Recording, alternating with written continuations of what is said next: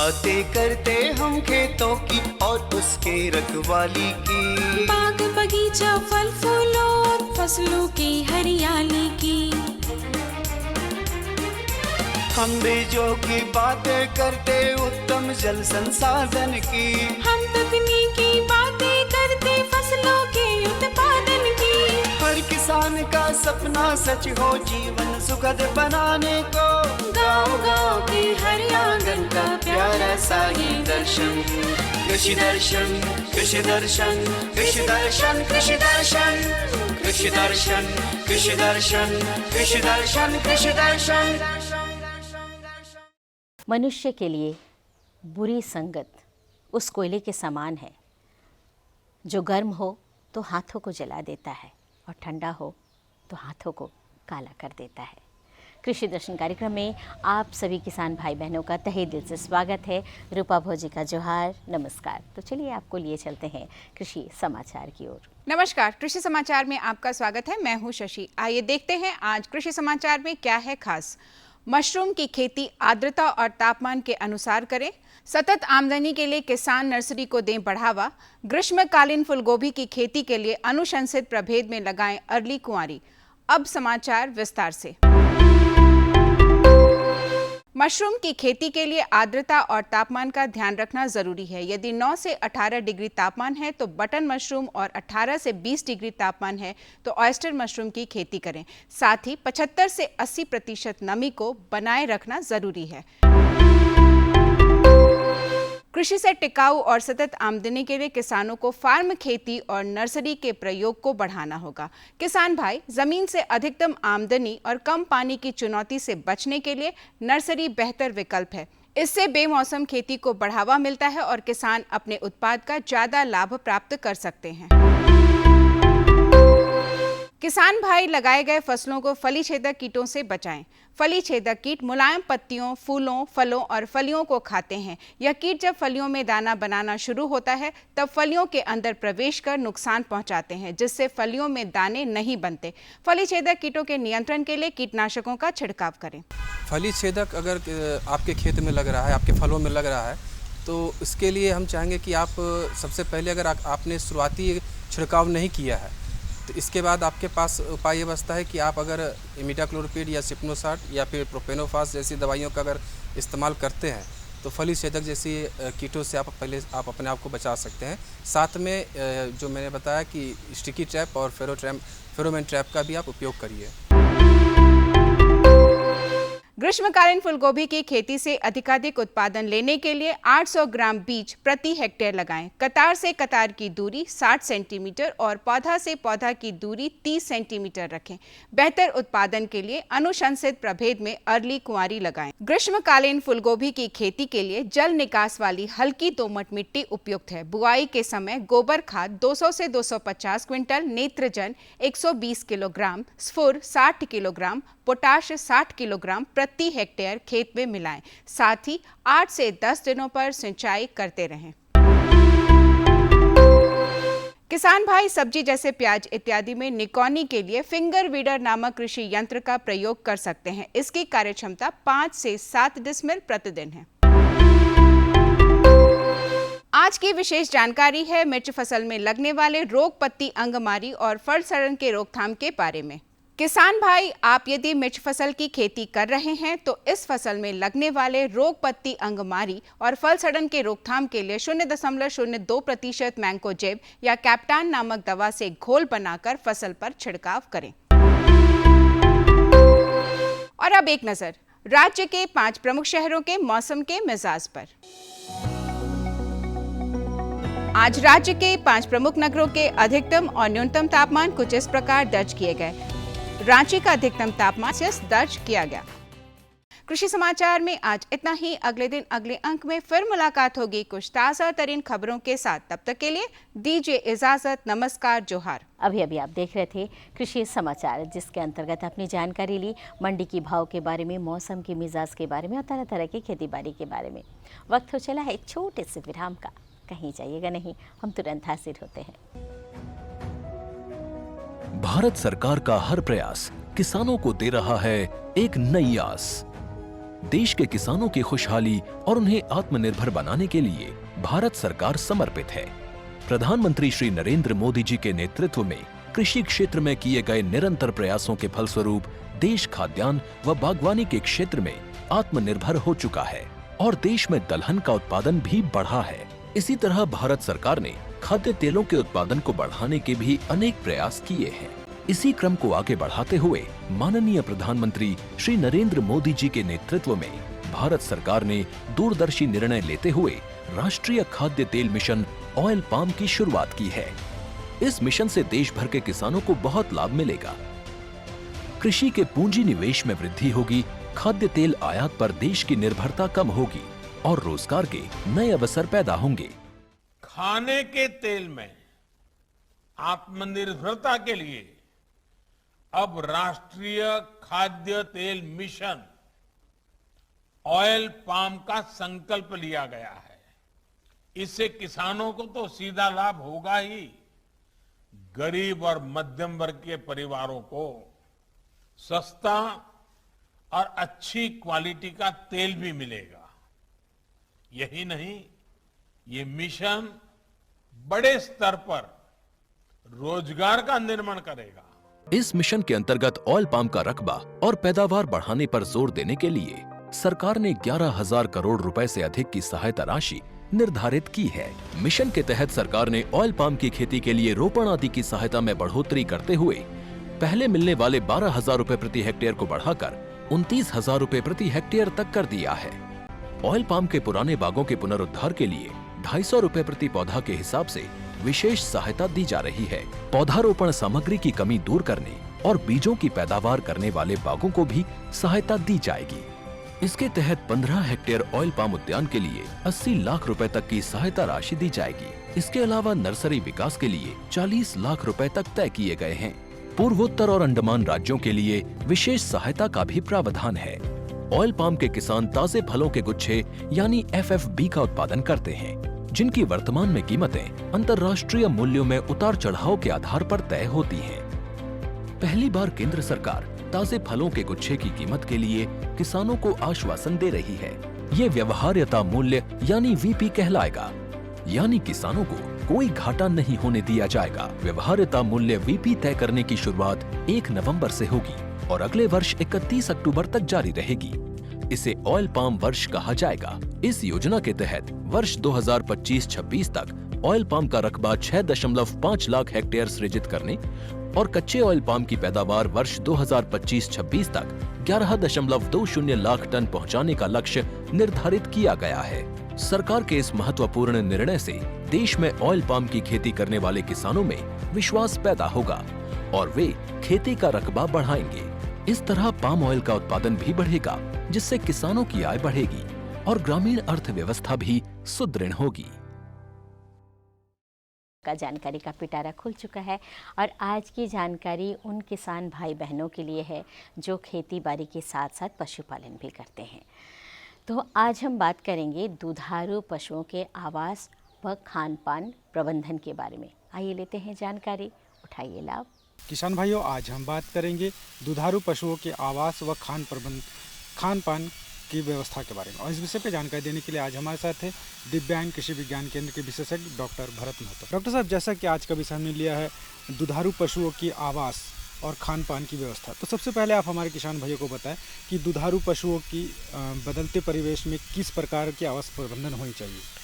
जी हाँ किसान भाइयों, दुधारू पशुओं के जो व्यवसाय है इसमें कहें तो हम लोग जो कुल लागत का 70 से 80% यही दोनों में एक तो आवास प्रबंधन और खान पान के प्रबंधन में ही खर्च हो जाती है। अगर किसान भाई इन दोनों चीज़ों को अच्छी तरह से अगर प्रबंधन करते हैं तो उनकी लागत तो घटेगी ही, साथ साथ उनके जो पशुओं के उत्पादन है इसमें भी काफ़ी वृद्धि होती है और उनका व्यवसाय को जो लाभ है और अधिक हो सकती है। किसान भाइयों, अभी गर्मी का मौसम आ रहा है तो आवास में भी थोड़ी बहुत पशु आवास में भी थोड़ी बहुत चेंज करने की आवश्यकता पड़ती है। जैसे अभी आने वाले दिनों में गर्म हवा के झोंके चलते हैं तो उन गर्म हवा के झोंकों को आपके पशुओं तक नहीं पहुंचने देने के लिए व्यवस्था आपको करनी पड़ेगी। अगर ये गर्म हवा के झोंके आपके पशुओं के शरीर तक आसानी से पहुंच जाते हैं तो उनके शरीर का तापमान में काफ़ी वृद्धि होती है, और तापमान वृद्धि होने पर उनके शरीर के जो उपापचय क्रियाओं में जो बदलाव होते हैं, इससे पशुओं के जो प्रोडक्शन है या उत्पादन कहें तो उसमें काफ़ी गिरावट आने की संभावना रहती है, और आपके पशुओं को कई अलग अलग तरह की बीमारियां होने की भी संभावना बढ़ जाती है। और साथ साथ जिसको समर स्ट्रोक कहते हैं, जो गर्मियों में पशुओं के विशेष करके जो संकर नस्ल के जैसे जर्सी के संकर नस्ल हो गए या एचएफ के संकर पशुएं हो गए, उन सबों में समर स्ट्रोक लगने की, जो गर्मी का एक तरह से कहें तो लू का प्रभाव लगने की संभावना अधिक होती है।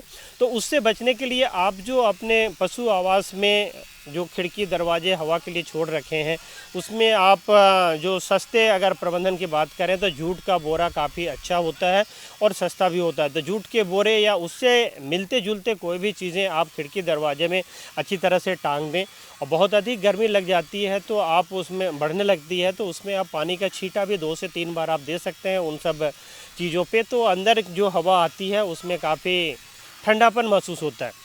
इसके ये सभी के अलावा कुछ और भी जो प्राकृतिक विधियाँ होती हैं, जैसे आप अगर आपका छप्पर पशु आवास का छप्पर अगर एस्बेस्टस का बना रखे हो तो उसके ऊपर में आप एक्स्ट्रा कोई पुआल का या घास फूस का एक एक्स्ट्रा लेयर भी आप बांस वगैरह से बांध के दे सकते हैं। तो इससे भी काफ़ी पशु आवास के अंदर का जो तापमान में उसको प्रबंधन करने में काफ़ी सहायता मिलती है। आसपास में अगर पेड़ पौधे हैं लगे हुए हैं तो अभी आप उनकी छंटाई मत करें, उनके छाया से भी काफ़ी अच्छा माने पशुओं को रखने में काफ़ी सुविधा होती है। इसके अलावा इन सबों की व्यवस्था अगर आपके पास नहीं है तो आप कृत्रिम रूप से जो गर्मी के दिनों पे हम आवास को ठंडा रखने के लिए उपाय करते हैं, उन सबों का भी व्यवसाय आप अगर संकर नस्ल के पशुएं रखें तो आपकी करनी पड़ेगी। जैसे आप कूलर वगैरह के रख सकते हैं, कूलर ऐसे जगह पे रखें जिससे उनकी पहुंच में ना रहे। नहीं तो बहुत बार ऐसा होता है कि पशुएं कूलर को धक्का मार देते हैं या उनके जो बिजली आप कनेक्शन देते हैं उससे पशुओं को बिजली लग के कई जगह देखा गया है कि उससे भी पशुओं की मृत्यु तक हो जाती है। इसके साथ साथ ये तो रही आवास में जो हवा से जरिए जो तापमान को नियंत्रित कर रहे हैं इन सबों के बाद, इसके साथ पशु आवास में शुद्ध पानी का जो पेयजल की जो बात है उसको आप निश्चित तौर पे व्यवस्था करके रखें। पानी कम से कम दिन में 3 बार आप बदल दें तो ज़्यादा अच्छा है, क्योंकि जो दिया हुआ पानी दिन भर रखते हैं तो वो गर्म हो जाता है और गर्म पानी पीने पर पशुओं के अंदर में जो तापमान नियंत्रण की क्षमता रहती है वो थोड़ी कम हो जाती है। इसके साथ आप कोशिश करें कि आसपास के क्षेत्रों पे जो भी चीज़ें आपके पशु आवास का जो अंदर वाला भाग है वहाँ पे कोई गंदगी आप ना रखें, जैसे कि मक्खियों की ब्रीडिंग भी तेज़ हो जाती है। इस समय मक्खी पशु आवास के अंदर अधिक रहना चाहते हैं या कई तरह के परजीवी होते हैं वो भी पशु के साथ साथ अंदर चले आते हैं, तो उन परजीवियों से कई तरह की जानलेवा बीमारी भी आपके पशुओं के एक पशु से दूसरे पशुओं तक जाते हैं या बीमार पशुओं से स्वस्थ पशुओं तक पहुँचते हैं, तो उनकी भी आप ज़रूर ध्यान रखें। डॉक्टर साहब, अभी तक आपने जिक्र किया दुधारू पशुओं के आवास प्रबंधन के बारे में। अब सबसे प्रमुख बात आती है कि आने वाले समय में मौसम बहुत तेज़ी से परिवर्तन होगी, तो ऐसे में हमारे दुधारू पशुओं के लिए खान पान की क्या उचित व्यवस्था होनी चाहिए? जी हाँ किसान भाइयों, हम सब जानते हैं कि जो दुधारू पशुओं में है ये जो पोषण संबंधित आपूर्ति के लिए हम लोग 2 चीज़ों पर निर्भर रहते हैं, एक तो दाना मिश्रण तथा दूसरा चारा फसलों पर। तो शहर के आसपास के किसान भाइयों की जो डिपेंडेंसी रहती है वो अधिकतर दाना मिश्रण पर रहती है, और जो ग्रामीण परिवेश में करते हैं पशुपालन उनकी अधिकतर चारा आपूर्ति आसानी होती है और वो चारा से पोषण जो होता है उसको पूर्ति करते हैं।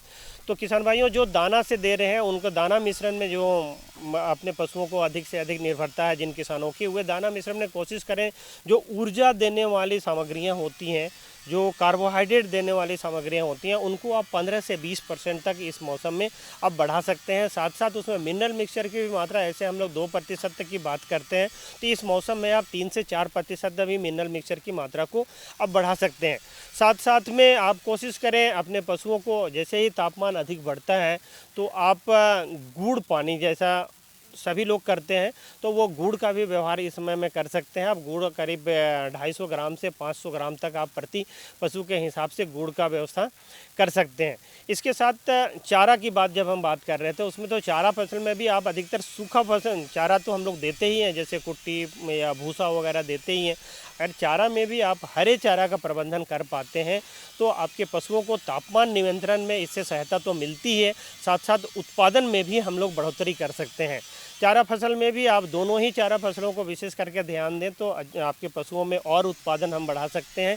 जैसे दलहनी चारा और अदलहनी चारा फसल आपके पास अगर उपलब्ध है तो दोनों को आप 50-50% मिला के दें तो पशुओं की क्षमता के अनुसार हम उत्पादन तक जा सकते हैं। डॉक्टर साहब, चलते चलते आप हमारे किसान भाइयों को और क्या सुझाव देंगे कि आने वाले समय में वो दुधारू पशुओं की खान पान और आवास में किस प्रकार की व्यवस्था कर सके? जी किसान भाइयों, मुख्य रूप से आप कोशिश करें पशु आवास का जो तापमान है ये 40 डिग्री से ऊपर नहीं जा पाए। ये 40 डिग्री के आसपास में अगर आता है तो 40 डिग्री के आसपास अगर रहता है तो आप निश्चित तौर पे कोशिश करें कि पशु आवास जो है जहाँ पे पशु रख रहे हैं उसके अंदर का तापमान आप 25 से 30 डिग्री के सेंटीग्रेड के आसपास ही किसी भी तरीका का यूज़ करके आप कोशिश करें, उतना देर तक करते हैं तो अच्छा रहेगा। तो देखा किसान भाइयों, डॉक्टर साहब ने कितनी अच्छी जानकारी दी कि दुधारू पशुओं की आवास एवं खान पान की प्रबंधन आप किस प्रकार कर सकते हैं। डॉक्टर साहब, आप हमारे इस कार्यक्रम में इतनी जानकारी दी, इसके लिए आपका बहुत बहुत धन्यवाद। दूसरी जानकारी है गर्मा लत्तेदार सब्जियों के टपक विधि से सिंचाई प्रबंधन के बारे में। तो आइए लेते हैं जानकारी। गर्मी का मौसम है और ऐसे में बहुत सारे झारखंड के जो किसान हैं गर्मा लत्तेदार फसलों की खेती करते हैं, बुआई करते हैं, लेकिन उसमें टपक सिंचाई एक आया है, उसका प्रबंधन कैसे करें इस बारे में विस्तृत जानकारी देने के लिए हमारे साथ डॉक्टर ओपी शर्मा जी हैं। झारखंड प्रदेश की अगर बात करें सर तो गर्मा लत्तेदार फसलों के लिए जाना जाता है और यहाँ बहुत सारे किसान करते हैं, लेकिन उनको जानकारी नहीं रहने के कारण उनके फसल मरते हैं और नुकसान होता है। ऐसे में अगर हम बात करें कि झारखंड के परिप्रेक्ष्य में गर्मा लत्तेदार फसलों के लिए खेती की तैयारी कैसे करें और उचित समय सर कौन सा होगा लगाने के लिए? झारखंड में मुख्य रूप से जो बारिश होती है जून जुलाई में, अगस्त सितंबर 4 महीने, उसके बाद जो है उसका स्टोरेज और उसका जो इफ़िशिएंट यूटिलाइजेशन जो है जनवरी फरवरी से शुरू हो जाता है। और इसी समय किसान भाई झारखंड में गर्मा लत्तेदार सब्जियों की खेती बुआई करना शुरू करते हैं। तो उनके पास एकमात्र जो ऑप्शन है ड्रिप सिंचाई के द्वारा गर्मा लत्तेदार सब्जियों की खेती। जनवरी में किसान भाई इसका खेती की तैयारी शुरू कर देते हैं, जो जनवरी से लेकर फरवरी, और कुछ सब्जियों की खेती मार्च अप्रैल तक भी बुआई होती है। मुख्य रूप से जो गर्मा जो लत्तेदार सब्जियों की खेती है जिसकी बुआई के लिए खेत की तैयारी सबसे इम्पॉर्टेंट है। जो किसान के पास परंपरागत जो टेक्निक है या जो ट्रैक्टर है या कल्टीवेटर है या जो और भी जो एमबी प्लाऊ है उसके द्वारा खेत की तैयारी करके और उसमें जो है कंपोस्ट, खेत को दोमट मिट्टी या सैंडी दोमट मिट्टी होनी चाहिए जिसका पीएच लगभग पीएच 6 के आसपास हो तो अच्छी है। अगर नहीं तो मिट्टी जांच के आधार पर अगर वो खेती करना चाहते हैं तो अगर एसिडिक सॉइल है तो उसमें लाइम का भी 1.2 kg कम से कम पर डिसमिल इस्तेमाल करके जो बरसात के मौसम में जो बारिश के समय में दिया जाता है लाइन के बीच में, वह 1 kg से लेकर 1.2 kg पर डिसमिल के हिसाब से। अगर एसिडिक सॉइल है तो जिसका पीएच 5.5 से कम है, अगर 6 के आसपास है तो ऐसा ज़रूरत नहीं है। तो उसमें खेत की तैयारी बहुत इम्पॉर्टेंट है। उसको लेवलिंग करके और बेड बना के, जो अभी बेड मेकर एक मशीन होता है, हाई रेज्ड बेड जिसको बोलते हैं, उसको बना के और लाइन से लाइन जो लत्तेदार सब्जी है उसका स्पेसिंग, जो कतार से कतार जिसको बोलते हैं, उसका स्पेसिंग हम लोग अगर 4 से 6 फीट रखते हैं और पौधा से पौधा करीब 2 से 2.5 फीट, तो इस तरह से बुआई करके थाला बनाकर, खासकर लत्तेदार सब्जियों की जो खेती है, थाला बनाकर उसमें प्रति हील जो बोलते हैं 2 से 3 बीज, जो हिस्ट पृष्ठ जो बीज है, जो अच्छे बीज हैं, उसका 2 से 3 बीज प्रति थाला के हिसाब से डालते हैं और उसका फिर ड्रिप की इरिगेशन के माध्यम से जब पौधा थोड़ा विकसित हो जाता है तो उसमें हम लोग उसका इस्तेमाल करते हैं, जिसमें कई फ़ायदे हैं। किसानों को पानी की जो समस्या है, ड्रिप इरिगेशन के माध्यम से 50 से 60% पानी की बचत होती है, लेबर भी कम लगते हैं इसमें। और जो सबसे बड़ी फ़ायदा है कि जो फर्टिलाइज़र जो है, पानी में घुलनशील जो खाद है, उसका भी इसमें इस्तेमाल करके और पौधों को जो यील्ड है, हमारा जो खेती का उत्पाद है, उसको हम लोग 15 से 20% बढ़ा सकते हैं। हम लतेदार फसलों की जब बात करें, गर्मा लतेदार की, तो प्रभेद का सबसे बड़ा अहम रोल होता है। तो कौन कौन से प्रभेद हैं और कौन कौन से सब्जी जो हैं लतेदार जो गर्मी में लगा सकते हैं हमारे किसान सबसे बड़ी जो झारखंड के परिप्रेक्ष्य सबसे बड़ी जो किसानों को चयन करने का जो बीज का चुनाव कैसे करें, इसके लिए उनको जानकारी दिव्यांग कृषि विज्ञान केंद्र से लगातार हमारे जो सेंटर से किसानों को उचित किस्म का चुनाव करने के लिए हम लोग ट्रेनिंग देते रहते हैं और उन्हें बताया जाता है किस तरह से खेती हम लोग करते हैं। जैसे खासकर जो गर्मा लतेदार सब्जियों में अभी लौकी और भी जो सब्जी है, करेला है, खीरा है, नेनुआ है, इसका जो वैरायटी की बात करते हैं तो बहुत सी वैरायटी है। अभी मुख्य रूप से किसान हाइब्रिड वैरायटी लगाते हैं, लेकिन जो किसान अनुशंसित जो वैरायटी है बिरसा एग्रीकल्चर यूनिवर्सिटी या जो रिसर्च इंस्टीट्यूट है ICR के द्वारा, तो उसका वैरायटी का सिलेक्शन अगर करते हैं तो उसमें उनको अच्छी फ़ायदा मिल सकता है। जैसे लौकी है, इसके लिए पूसा नवीन और अर्का बहार, ये 2 से 2.5 मीटर की दूरी में थाला बनाकर अगर हम लोग करते हैं तो इसका अच्छा उपज मिलता है। इसी तरह से नेनुआ है, ग्रीन लॉन्ग, पूसा चिकनी, ये जो वैरायटी है ग्रीन लॉन्ग और पूसा चिकनी, ये वैरायटी भी अच्छी वैरायटी है जो अनुशंसित किस्में हैं। इस तरह से करेला जो वैरायटी है, करेला के लिए हम लोग अर्का हरित और कोयम्बटूर लॉन्ग, अर्का हरित करेला के लिए और कोयम्बटूर लॉन्ग, इसका चयन करते हैं। और भी हाइब्रिड वैरायटी हैं जिसका उपयोग करके हमारे किसान भाई ज़्यादा से ज़्यादा फ़ायदा ले सकते हैं, क्योंकि इसमें सबसे जो मुख्य फ़ायदा है कि जो फसल का लाइफ भी जो है, जो फसल मैच्योर भी करता है, वो 10 दिन पहले मैच्योर कर जाता है और फसल भी तैयार हो जाता है। और इसमें जो फ्लड इरिगेशन है उसकी अपेक्षा इसमें जो पौधों का जो ग्रोथ होता है ये थोड़ा ज़्यादा होता है। उपज में भी 15 से 20% कम से कम वृद्धि होती है। और जो न्यूट्रिएंट है इसका जो डिस्ट्रीब्यूशन है रूट का जो आसपास में जो है ये यूनिफॉर्म होता है। यूनिफॉर्म होने के कारण किसी तरह का उसमें जो सिल्टेशन जो बोलते हैं हम लोग, जो एसिड जड़ के नीचे जो है जमा होने का, हम लोग इसमें यूनिफॉर्म डिस्ट्रीब्यूशन होने के कारण पौधों का ग्रोथ भी बहुत ही अच्छा होता है, उत्पादन में भी वृद्धि होती है। लेकिन यहाँ झारखंड में अगर देखा जाए तो बहुत सारे किसान ऐसे हैं जिनके पास ज़मीन कम है, छोटे किसान कहलाते हैं, और उनकी जो ज़मीनें हैं वो सीढ़ीनुमा है, चाहे पठार क्षेत्र है। तो वैसे में ड्रिप इरिगेशन का योजना का लाभ कैसे लें और कैसे करें जिससे ज़्यादा उत्पादन उनके खेतों में? झारखंड में सबसे बड़ी जो चैलेंज है कि पानी को रोकना है। यहाँ का जो सीढ़ीनुमा जो अंडुलेटिंग जो ऊपर नीचे जो ज़मीन है उसमें पानी को पहले डोभा, जो मिडिल लैंड है उनका, मिडिल लैंड या ऊपरी ज़मीन में डोभा बनाकर उसमें पानी को रोकना है। सबसे पहले लाइनिंग, पॉन्ड की लाइनिंग करके भी, जैसे अभी लाइनिंग के लिए 250 माइक्रोन का प्लास्टिक लाइनिंग करके अगर पानी को रोक दें, वो डोभा बनाकर, खासकर छोटे छोटे जो ऊपरी ज़मीन में या मिडिल ज़मीन में, दोनों में से कहीं भी अगर ज़मीन उनके पास है तो उसका पानी को रोकना है बरसात में।